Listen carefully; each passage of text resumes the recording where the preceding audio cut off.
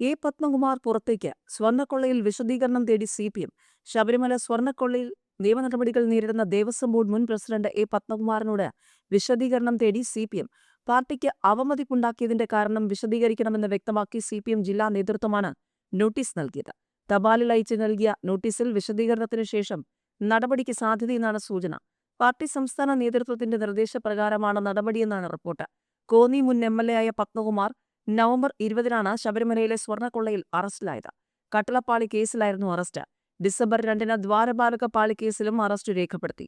ശബരിമലയിൽ നിന്നും സ്വർണം കവരുന്നതിന് ഒന്നാം പ്രതിയായ ഉണ്ണികൃഷ്ണൻ പോറ്റിക്ക് ഒത്താശ ചെയ്തുവെന്നും കൂട്ടുനിന്നതിലൂടെയും കൃത്യവിലോപം നടത്തിയതിലൂടെയും കൊള്ളയ്ക്ക് വഴിയൊരുക്കിയെന്നുമാണ് പത്മകുമാറിനെതിരെ അന്വേഷണ സംഘം കണ്ടെത്തിയത്. കട്ടളപ്പാളി കേസിൽ ഫെബ്രുവരി 20-ന് പത്മകുമാറിന് ജാമ്യം ലഭിച്ചുവെങ്കിലും ഈ മാസം 5-നാണ് പുറത്തിറങ്ങാൻ കഴിഞ്ഞത്. 105 ദിവസം തിരുവനന്തപുരം സെൻട്രൽ ജയിലിൽ കഴിഞ്ഞു. 2 ലക്ഷം രൂപ വീതമുള്ള 2 ആൾജാമ്യത്തിന്റെ അടിസ്ഥാനത്തിലും ശബരിമല ഉൾപ്പെടുന്ന റാന്നി താലൂക്കിൽ പ്രവേശിക്കരുത്, അനുമതിയില്ലാതെ കേരളത്തിന് പുറത്ത് പോകരുത് തുടങ്ങിയ ഉപാധികളോടെയുമാണ് വിജിലൻസ് കോടതി ജഡ്ജി ഡോക്ടർ CS മോഹിത് ജാമ്യം അനുവദിച്ചത്. തദ്ദേശ തിരഞ്ഞെടുപ്പിലടക്കം CPMന് വലിയ തിരിച്ചടിയാണ് സ്വർണ്ണക്കൊള്ളക്കേസുണ്ടാക്കിയത്. പാർട്ടിയെ ഗുരുതര പ്രതിസന്ധിയിലാക്കിയിട്ടും പുറത്താക്കാതിരുന്നതിൽ വലിയ അമർഷം അണികളും ഉയർത്തിയിരുന്നു.